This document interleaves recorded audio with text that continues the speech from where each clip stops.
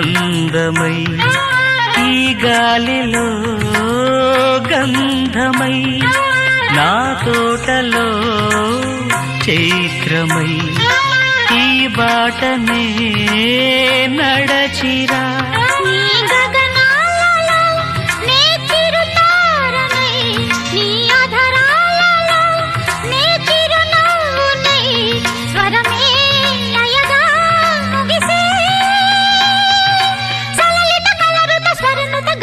గమకము తెలియతని